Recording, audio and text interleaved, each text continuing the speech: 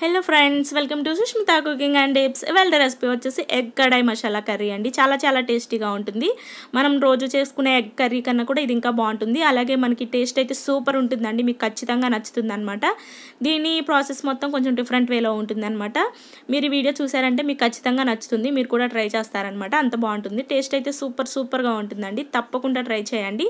అలాగే మీరు first time video చూస్తున్నట్లయితే ఖచ్చితంగా సబ్స్క్రైబ్ చేయండి. అలాగే పక్కన ఉన్న బెల్ ఐకాన్ కూడా క్లిక్ చేయండి. నేను పెట్టే ప్రతి రెసిపీ మీకు ముందుగానే నోటిఫికేషన్ వస్తుంది.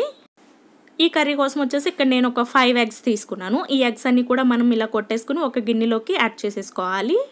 మొత్తం 5 ఎగ్స్ యాడ్ చేసేసానండి ఇక్కడ నేను. ఇప్పుడు ఈ ఎగ్స్లో చిటికెడు సాల్ట్ యాడ్ చేసుకోవాలి. ఒక 1/2 teaspoon salt, 1/2 teaspoon కారము, చిటికెడు పసుపు యాడ్ చేసుకోవాలండి. ఈ మూడింటిని యాడ్ చేసేసి మంచిగా మిక్స్ చేసేయాలి.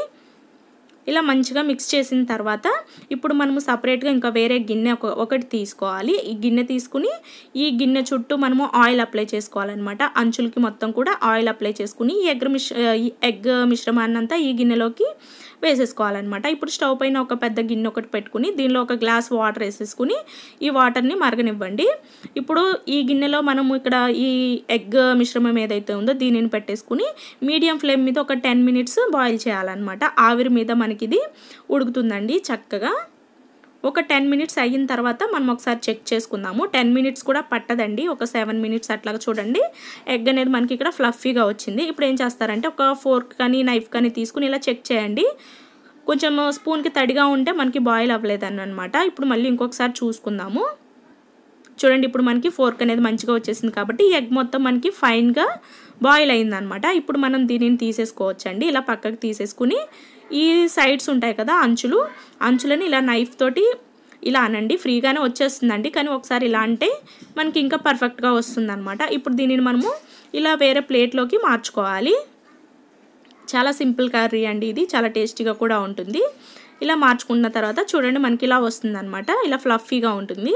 ఇప్పుడు దీనిని మనము పన్నీర్ ఎట్లాగైతే కట్ చేసుకుంటామో పీసెస్ లాగా అలా కట్ చేసుకోవాలన్నమాట. ఈ వీడియోలో చూపిస్తున్న విధంగా. చాలా సింపుల్ కర్రీ అండి ఇది. చాలా బాగుంటుంది. తప్పకుండా ట్రై చేయండి. ఇలా కట్ చేసుకున్న తర్వాత మళ్ళీ ఇలా చిన్న పీసెస్ లాగా కట్ చేసేసుకోవాలి. ఈ విధంగా అన్నీ కూడా మొత్తం ఒకే సైజులో పీసెస్ లాగా కట్ చేసుకోవాలండి. మనం పన్నీర్ ముక్కలు ఏ సైజులో ఉంటాయో ఆ సైజులో కట్ చేసుకోవాలన్నమాట. ఇప్పుడు మనం కడాయి మసాలా కోసం స్టవ్ పైన బాండీలు పెట్టుకుని స్టవ్ ఆన్ చేసుకోవాలి. దీనిలో వచ్చేసి ఒక 3 ఎండుమిరపకాయలు యాడ్ చేసుకోవాలి. 1 టీ స్పూన్ ధనియాలు, 1/2 టీ స్పూన్ జీలకర్ర, అలాగే చిన్న దాల్చిన చెక్క ఒకటి, లవంగ మొగ్గలు వచ్చేసి ఒక 3 లవంగ మొగ్గలు యాడ్ చేసుకోవాలండి. చిన్న సైజు జాపత్రి పువ్వు ఒక చిన్నది పీస్ యాడ్ చేసుకుని వీటిని ఇలా లో ఫ్లేమ్ మీదే మనము లైట్గా ఫ్రై చేయాలన్నమాట. ఎక్కువ ఫ్రై చేసుకోకూడదు. మీరు ధనియాలు కొంచెం కావాలనుకుంటే ఇంకొంచెం యాడ్ చేసుకోవచ్చండి. ఇప్పుడు ఇలా వేగిన తర్వాత వీటిని మనము మిక్సీ జార్లోకి తీసుకుని మెత్తని పౌడర్ లాగా గ్రైండ్ చేసుకోవాలి. ఇది మనకి కడాయి మసాలా అనమాట.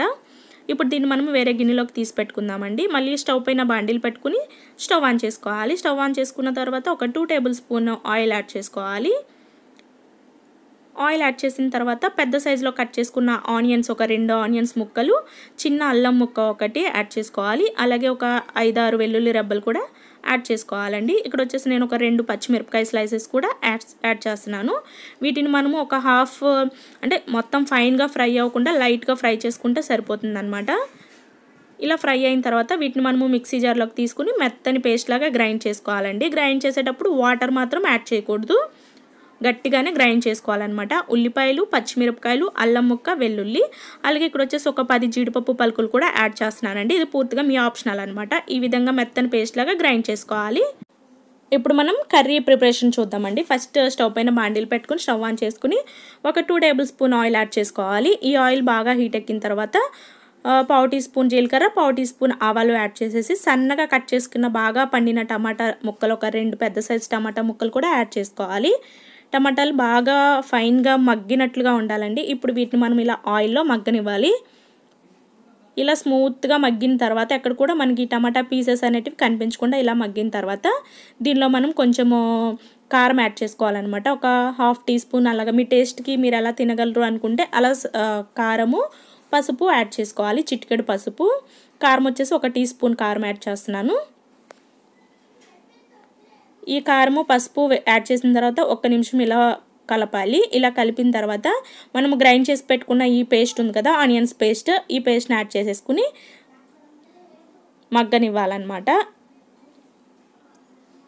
మంచిగా కలపాలండి. మొత్తం కలిపేసేసి ఒక 2 నిమిషాలు మగ్గనివ్వండి. ఈ పేస్ట్ అంతా కూడా బాండిల్ని వదిలే వరకు ఇలా కలుపుతూ ఉండాలన్నమాట. ఇలా దగ్గర పడాలి. చూడండి ఇక్కడ మనకి పేస్ట్ అనేది దగ్గర పడింది. ఇప్పుడు టేస్ట్కి సరిపడా సాల్ట్ యాడ్ చేసుకోవాలి. నేనైతే కల్లుప్పే వాడతానండి, సాల్ట్ ఎక్కువ యూస్ చేయకూడదు అంటారు కదా, అందుకోసం అని చెప్పేసి. ఇప్పుడు ఈ పేస్ట్ అంతా మనకి దగ్గర పడింది అనమాట. చూడండి బాండిల్ని ఇలా వదిలేస్తుంది కదా. ఇప్పుడు మనకి ఇలా రెడీ అయిన తర్వాత మనము ముందుగా చేసి పెట్టుకున్న ఈ మసాలా పౌడర్ ఉంటుంది కదా, దీన్ని యాడ్ చేసేసుకోవాలి. మళ్ళీ ఒకసారి కలిపేసేయండి. ఇలా రెడీ అయిన తర్వాత ఇప్పుడు మనం దీనిలో 1 గ్లాస్ వాటర్ యాడ్ చేసుకోవాలండి. 250 ml వాటర్ యాడ్ చేసుకోండి, లేదా మీడియం సైజ్ గ్లాస్ ఒకటి తీసుకుని దాన్ని ఇంటికి యాడ్ చేసుకున్నా సరిపోతుంది అనమాట. వాటర్ మొత్తం యాడ్ చేసుకుని మీరు చూసుకుంటూ యాడ్ చేసుకోండి, ఒకేసారి యాడ్ చేయొద్దండి. ఇలా కలుపుకుంటే మనకు ఆ గ్రేవీ థిక్నెస్ అనేది తెలుస్తుంది కదా, అలా చూసుకుంటూ వాటర్ అనేది యాడ్ చేసుకుంటే మీకు కర్రీ అనేది పర్ఫెక్ట్గా సెట్ అవుతుంది అనమాట.